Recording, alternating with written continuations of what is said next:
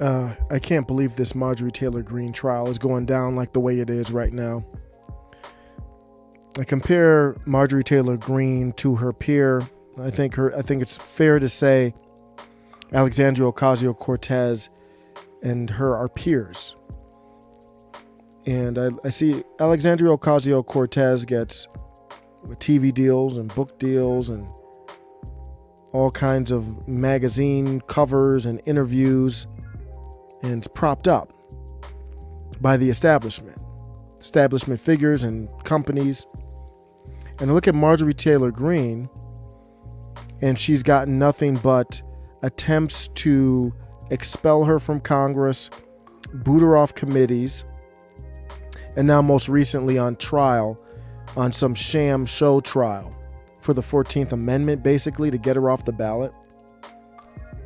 Which one do you think is a threat to the institution? The person who gets the magazine covers, or the one who gets attacked repeatedly from government institutions like, in my opinion, Twitter? Everything from Twitter to now literally on trial.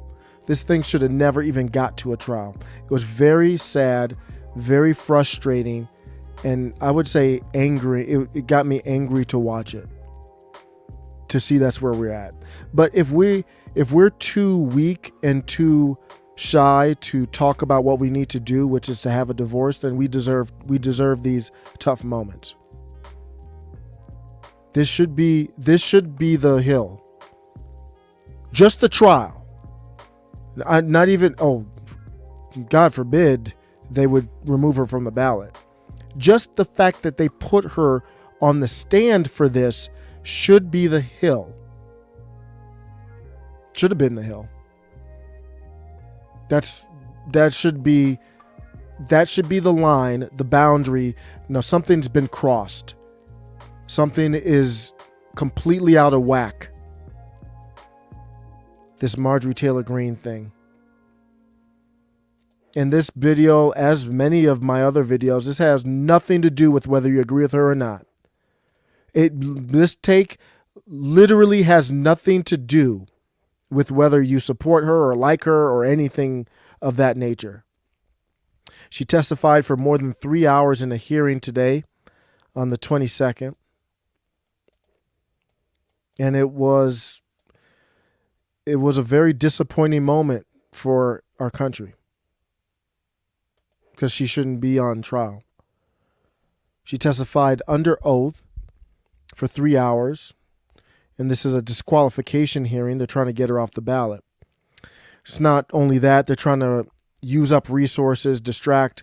Notice they did the same thing with Bannon. They're trying to make you use up resources, have to, retain a lawyer and all that time, money, stress. Doing the same thing with Alex Jones and others with the J6 committee. That's part of what it's there for, to suck up resources and distract. Marjorie Taylor Greene is the leader of the populist right. It's not even up for a debate or a question. It's not Jordan or Gates even. It's Marjorie Taylor Greene.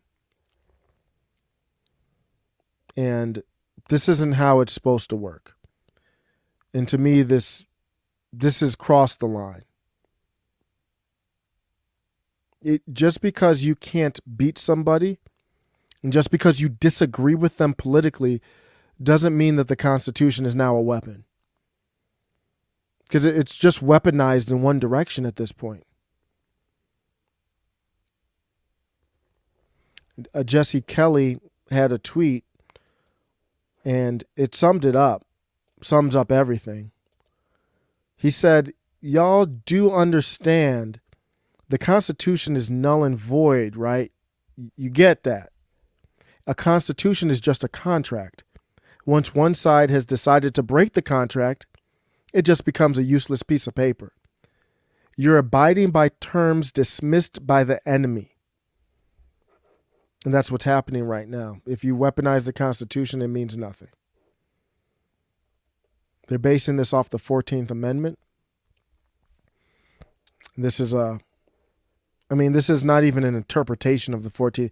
It's so far off of what the 14th Amendment is about. It's not even I mean, somebody in high school civics would be able to explain it to you. The beauty of the Constitution is that it's written in simple language, meaning it was written like that on purpose so common people could understand it. So when you read the Constitution, it is surprisingly easy to understand. Now there's interpretation, and I think that's other people looking too much into it. I take it literally. So when it says right to bear arms, it means right to bear arms. You have the ability to amend it if you want to add or detail or anything else. The 14th Amendment is historically, it came at a very important time after the Civil War.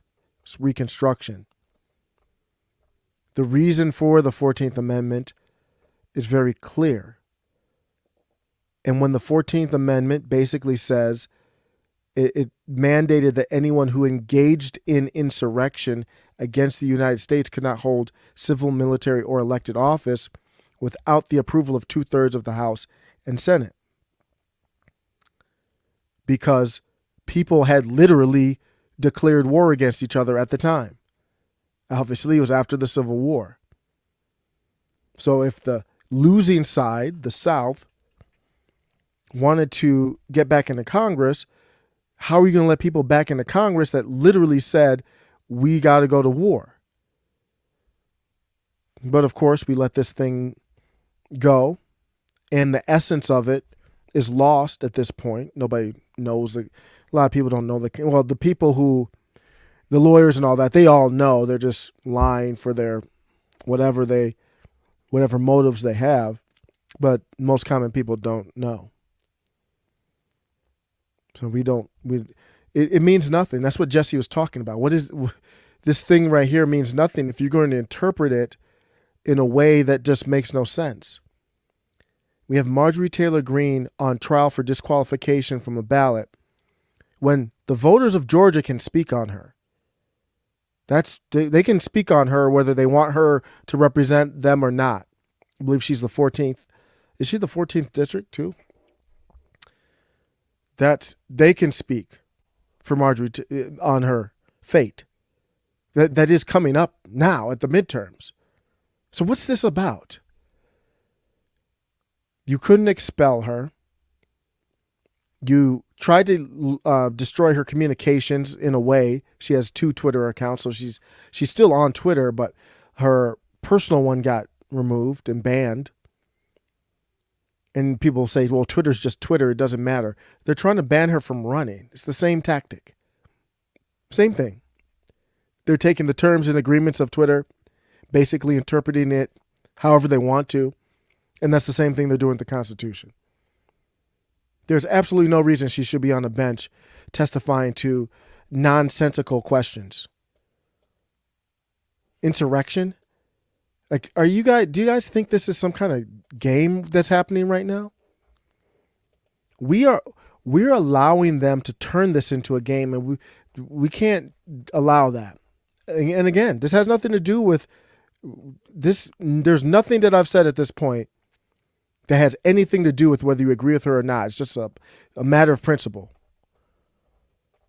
If they were doing this to AOC in the same type of way, I know it sounds funny because she's not, but just pretend, I would be saying the same thing.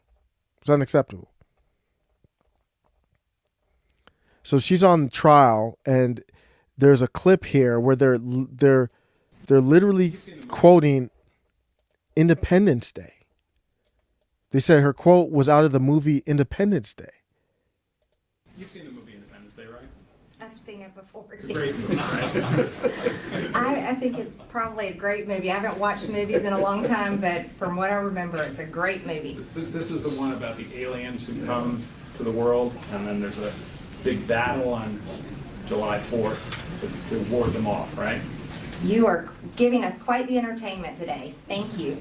Okay.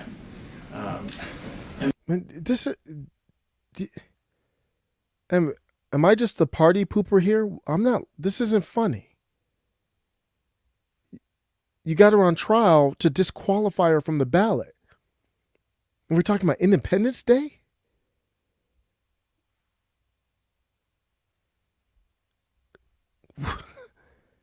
We're talking about Independence Day.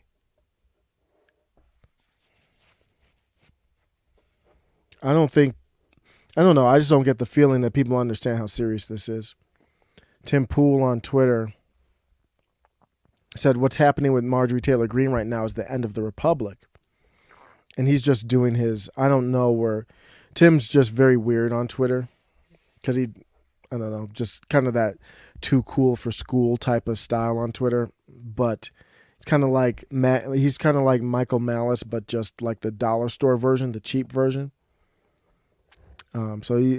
Tim's not very good on Twitter, but that's not a joke. What's happening right now should be the end. If we had any kind of seriousness with us. Now keep in mind, the governor of Georgia, Brian Kemp, and Secretary of State, Raffensperger, they're establishment cabal. If they were DeSantis, this wouldn't be going down like this. Donald Trump released a statement. He didn't say the DeSantis part, but basically saying that same thing. I talked about this with Mark Elias. He had he knew all this was going to happen. He was talking about the 14th Amendment. He talked about this not just in January of this year, but late last year he talked about this. And now we see, we've known the whole time, but we see that's why they keep using the word insurrection, because they want it to have weight when they use the 14th Amendment. And then Mark Elias said that, hey, you don't have to be convicted of anything. So it's in this paragraph, he said, though insurrection can be a criminal offense, the constitutional disability against serving in Congress does not require a criminal conviction. Well, Mark, what does it require then? How do you define an insurrection, Mark? Is it one because you just called it that? What ties do you have Marjorie Taylor Greene to anything?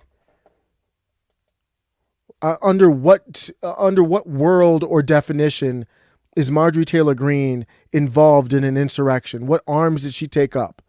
What ties did she have to that? FBI found no evidence, scant evidence. Capitol attack was coordinated.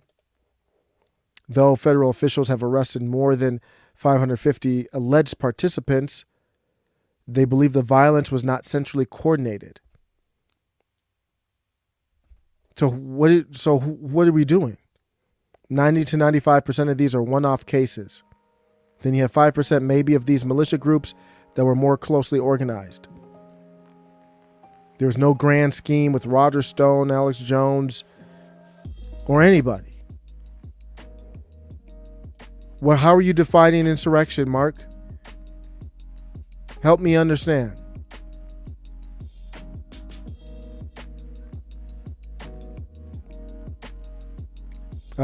People don't understand that what they do to her can happen to you. And I think people feel comfortable because it's happening to however they feel about this person, Marjorie Taylor Greene.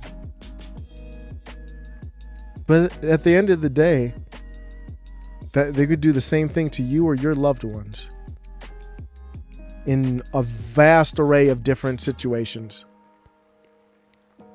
At the end of the day, Brad Raffensperger, the one who allegedly, by me, leaked the call with Donald Trump and the call last year that there was nothing wrong with the call.